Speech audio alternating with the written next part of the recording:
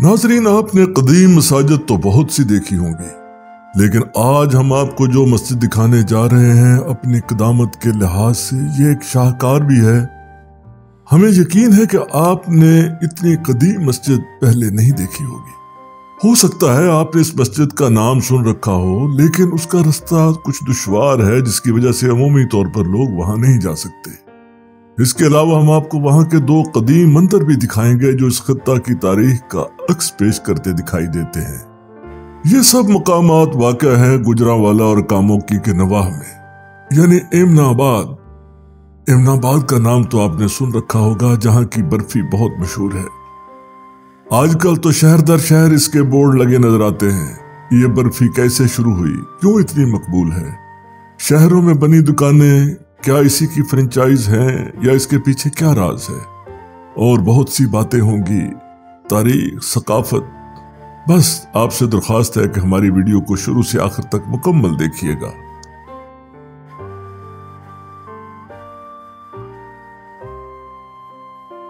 सुबह का सुहाना वक्त है और हमारी गाड़ी देही इलाकों से होते हुए एमनाबाद की जानिब बढ़ रही है। देहाती इलाके का कुदरती हुस्न भी हमारे साथ महवे सफर है। मैंने महसूस किया है कि शहरों से गुजरें या एक शहर से दूसरे शहर जाएं, रास्ते में कई छोटे छोटे शहर आते हैं, लेकिन जो ही देहाती इलाका आता है तो ये अपनी तरफ खींचता है। दिल चाहता है कि इंसान थोड़ी देर के लिए यहाँ रुके, हसीन मनाजर देखे। बेशक फितरत में जो कशिश है वो आम शहरी जिंदगी में कहाँ।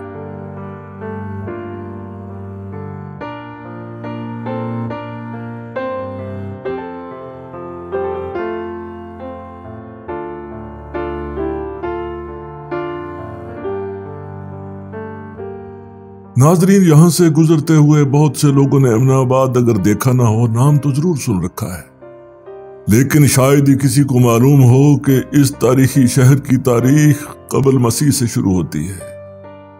रवायात के मुताबिक सियालकोट से ताल्लुक रखने वाले राजा सलवान ने यहाँ एक शहर आबाद किया। 16वीं सदी में जब बाबर ने पंजाब पर हमला किया तो इधर सैदपुर नामी कस्बा सबसे पहले इसकी जद में आया। बाबर के हमले के वक्त बाबा गुरु नानक और भाई मर्दाना यहाँ मुकीम थे। बाबा गुरु नानक देव जी ने इस शहर की तबाही का हवाल अपनी तहरीरों में बयान किया है। बाबर के हमले के बाद शहर के बाशिंदों को कैद कर लिया गया, जिनमें बाबा गुरु नानक जी भी शामिल थे। गुरु नानक जी ने जब बाबर से बात की तो उनसे मुतासर हुआ और उस बातचीत की वजह से शहर के लोगों की रहाई मुमकिन हो पाई। बाबा गुरु नानक देव जी ने बाद में उस शहर की तबाहशुदा बाकियात पर डेरा लगाया। उसी मुकाम पर अब वहां गुरुद्वारा रोड़ी साहब मौजूद है। कई बरस बीत जाने के बाद शेर शाह सूरी ने हुमायूं के दौर में इस शहर पर हमला करके उसे सैदपुर से तब्दील करके अपने नाम की मुनासबत से शेरगढ़ करार दिया। जवाब में हुमायूं के जर्नैल ने शेर शाह सूरी के इस इलाके पर हमला करने के बाद कब्जा जमाया और इस शहर को एमन बेग से मंसूब कर दिया। एमन बेग जो अकबर के दौर में इस इलाके का हाकिम था, तब से इस इलाके का नाम एमनाबाद पड़ गया। काबिल से दिल्ली के रास्ते में होने के साथ साथ जरखेज जमीन की वजह से एमनाबाद सदियों से इंतहाई अहमियत का हामिल इलाका माना जाता है। हमारा सफर जारी है। ये एक बुजुर्ग टेक लगाए बड़े इत्मीनान से बैठे हुए हैं, उनसे रास्ता पूछा जा रहा है। ऐसे 2-3 जमाने की मस्जिद है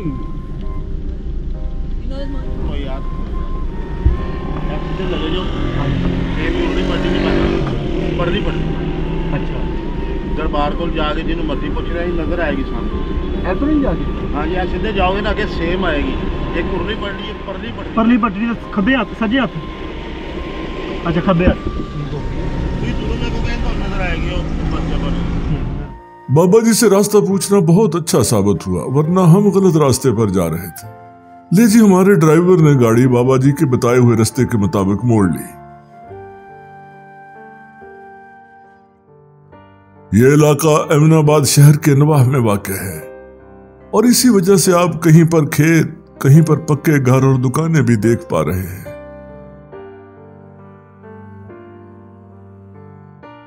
अरे इधर तो रास्ता बहुत नाहमवार सा है, गाड़ी से तो आगे बढ़ना दुश्वार महसूस हो रहा है।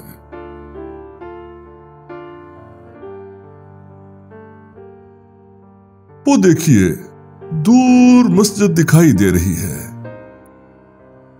शनावर और कुरैशी साहब अब पैदल ही आगे बढ़ रहे हैं। 500, 550, 600 वर्ष पहले के जमाने की एक इमारत की बात है। मुझे हैरत हो रही है कि ये मुनफरद तर्ज तामीर की हामिल कदीम तारीखी मस्जिद इस कदर आबादी से दूर और हट कर क्यों बनाई गई। हालांकि मसाजिद तो वहां बनाई जाती हैं जहां करीब आबादी हो, यहां तो अब भी आबादी बहुत कम है। दस्तयाब मालूमात के मुताबिक ये मस्जिद लोधी सल्तनत के दौरे हुकूमत के दौरान तामीर हुई थी। लोधी सल्तनत जो 1451 से 1526 तक कायम रही। इसका खात्मा दिल्ली के करीब पानीपत के मैदान में काबुल के मुगल हुक्मरान ज़हीरुद्दीन बाबर के हाथों शिकस्त से हुआ।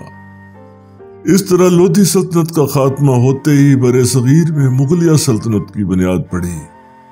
गोया फरगाना से आने वाला ज़हीरुद्दीन बाबर मुगल सल्तनत का पहला बादशाह था। लोधी दौर की यह मस्जिद 550 साल कबल तामीर की गई।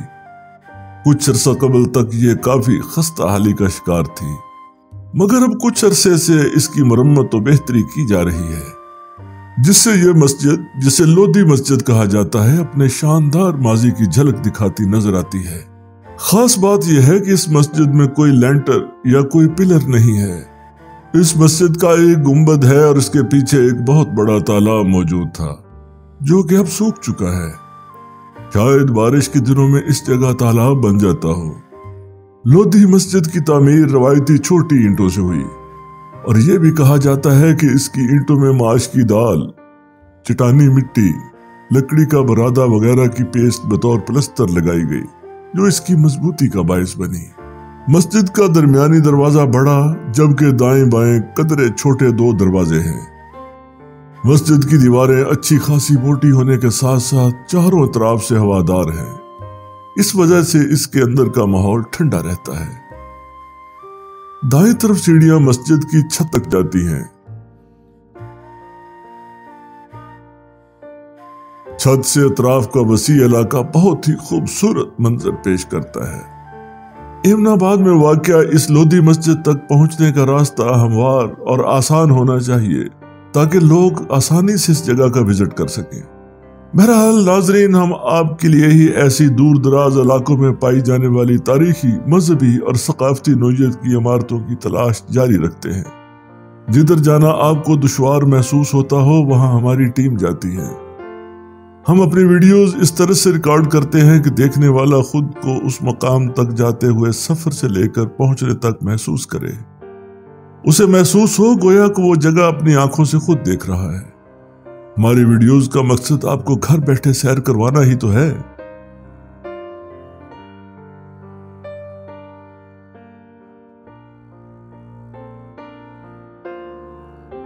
ये गालबन मस्जिद के पीछे वाक़या तालाब से पानी की फराहमी का रास्ता है। अरे वाह, हवा से लहराते हुए फूल मुस्कुराते हुए दिखाई दे रहे हैं।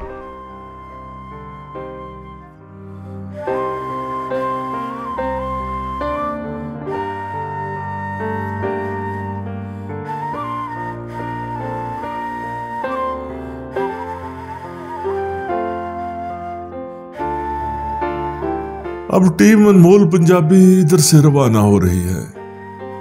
इसकी अगली मंजिल है एमनाबाद, जिधर ये आपको 2 पुराने मंदिर दिखाएगी। ये इलाका एमनाबाद शहर का ऐन मरकज ही है और हम सामने गली में दाखिल हो रहे हैं। और ये सामने इस इलाके का पहला मंदिर आप देख सकते हैं।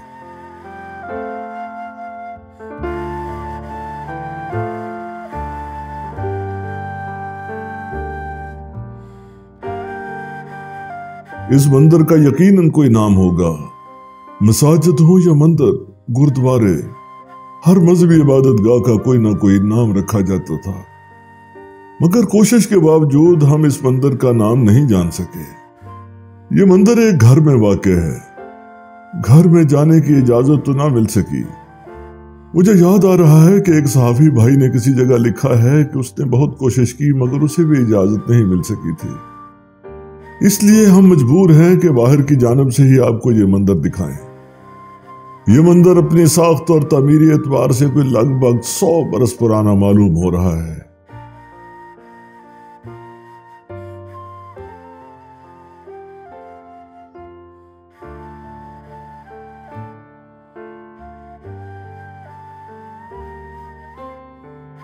اب شناور اور قریشی صاحب نزدیک ہی واقع ایک دوسرے مندر کی جانب بڑھ رہے ہیں۔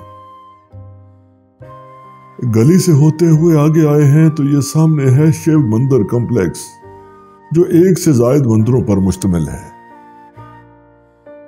داخل ہوتے ہی دائیں جانب ایک چھوٹا مندر ہے اور سامنے ہی مرکزی شیو مندر ہے۔ یہ شیو مندر تقریباً 120 سے 130 سال پرانا ہے اور کئی بار اس کی تعمیر و مرمت کی جا چکی، تاہم تقسیم بر صغیر کے بعد سے یہ عدم توجہی کا شکار ہے۔ ناظرین، ایمن آباد میں قدیم مسجد، 3 مندر اور گردوارہ روڑی صاحب کی موجودگی اس بات کا واضح ثبوت ہے کہ ماضی میں یہ خطہ مسلم، ہندو اور سکھ کمیونٹی کے اتحاد و یگانگت کی ایک شاندار مثال تھا۔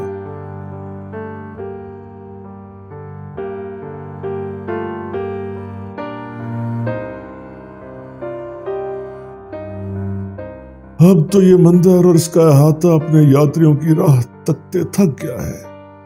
اس جگہ کو مذہبی سیاحت کے لیے بروئے کار لایا جانا چاہیے۔ ان مندروں کی ازسر نو بحالی کی جائے تو پاکستان میں ہندو یاتریوں کی بڑی تعداد آئے گی، جس سے ہماری معیشت کو بھی فائدہ ہوگا۔ یہ پرانا دروازہ کبھی مذہبی تہواروں کی رونق کے دنوں میں سجتا ہوگا، مگر اب تو اس کی لکڑی کی رنگت ہی مان پڑ چکی ہے۔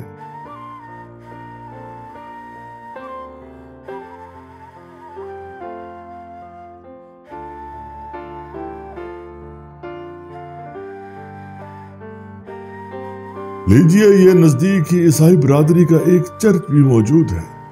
اس سے اندازہ ہوتا ہے کہ عیسائی برادری کی بڑی تعداد ادھر آباد ہے۔ چرچ کے صحن میں یہ پرانا بوڑ کا درخت اپنی چھاؤں پھیلائے ہوئے ہے۔ بوڑ کے درخت کی ساخت لٹکتی ہوئی طویل داڑھی ظاہر کر رہی ہے کہ یہ درخت خاصا قدیم ہے۔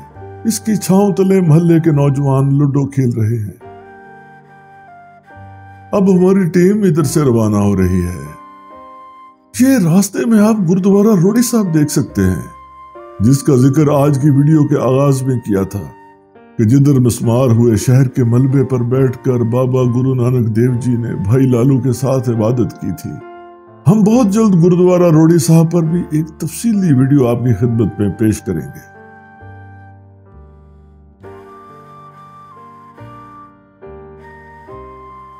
اب ٹیم انمول پنجابی ایمن آباد کے مرکزی بازار پہنچ چکی ہے۔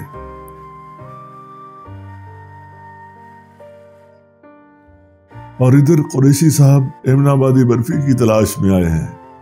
یہ ایک دکان والے سے بات کی جا رہی ہے۔ یہ ایمن آبادی برفی اصل میں ہے کس کی اوریجنل؟ اصل مہر سید ایمن آبادی آپ کی؟ قریشی صاحب اصل ایمن آبادی برفی کی تلاش میں ہیں۔ دکاندار کی بات سے ان کی تسلی نہیں ہوئی۔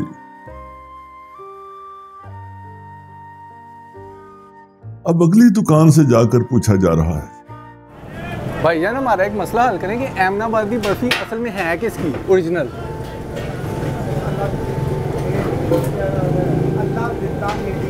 اللہ دیتا 80 گاؤں میں ہے۔ ناظرین، جیسا کہ بتایا گیا، ایمن آبادی برفی کا آغاز اللہ دتا نام کے ایک صاحب نے کیا تھا، جن کا تعلق ایمن آباد کے نزدیکی ایک گاؤں سے تھا۔ ادھر سے یہ برفی مشہور ہوتے ہوتے ایمن آباد شہر اور ایمن آباد سے پاکستان کے دیگر شہروں تک پھیلتی گئی۔ اب اس برفی کی اتنی زیادہ ڈیمانڈ ہو گئی ہے کہ اس کو بنانے والے کئی برانڈز مارکیٹ میں آ چکے ہیں، جو اپنے نام کے ساتھ ایمن آبادی برفی کا استعمال کرتے ہیں۔ بہرحال برفی کا ذائقہ اچھا ہونا چاہیے۔ برانڈ تو پروڈکٹ کی کوالٹی سے ہی بنتا ہے، نہ کہ مشہوری سے۔ لو جی، ٹیم نے برفی کا مزہ لینا شروع کر دیا ہے۔ میں توقع کر رہا تھا کہ شناور برفی کی کوالٹی کے بارے میں ضرور کوئی بات کرے گا، मगर भाई वो तो खाने में इस कदर मगर है कि तारीफ करना ही भूल गया। अब टीम लाहौर की जानब महवे सफर है। नाजरीन, पाकिस्तान में मिठाई के हवाले से बहुत कंपटीशन है। ईदें, रमजान, शादी ब्याह, बच्चों की पैदाइश, नया घर खरीदने, नए कारोबार, नई गाड़ी या मोटर बाइक की खरीदारी हो या इम्तहानात में कामयाबी या नौकरी का हुसूल, हर तरह की खुशी के मौके पर मिठाई बांटना आम है। इसलिए मिठाई के शोबे में अच्छी क्वालिटी फराहम करने वाले का ही कारोबार फैलता है। यहाँ अज़राए तफन्नुन ये भी कहता चलूं कि एक मिठाई और भी होती है जो मुंह का जायका तो नहीं बदलती, अलबत्ता जेब जरूर भारी कर देती है। किसी भी सरकारी अफसर से काम निकल आए तो मिठाई उसका हक समझा जाता है। लीजिए, रास्ते में ये चाय का स्टॉल दिखाई दिया तो गाड़ी को ब्रेक लगा दी गई। कड़क चाय तैयार की जा रही है। चार्जिंग लो हो गई है, बैटरी लो इनकी बैटरी लो हुई थी। जैसी बैटरी लो होती है तो हम फिर इन्हें चाय चला देते हैं, बैटरी अप होती है। लीजिए, चाय के टेबल तक आते ही शनावर के चेहरे पर मुस्कान भी लौट आई। वाह जी, क्या जोड़ मिलाया है, चाय के साथ खोए वाली इमनाबादी बर्फी। आज तो टीम का मजा तो बाला हो गया।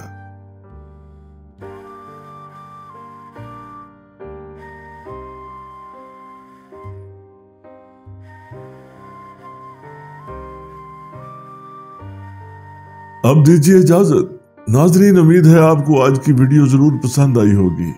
अपनी राय का इजहार कमेंट्स में लाजमी कीजिएगा, हमें आपके कमेंट्स का इंतजार रहता है। अगली वीडियो में एक नए सफर और नई मंजिल की तलाश के साथ फिर मुलाकात होगी। अपना बहुत सारा ख्याल रखिएगा।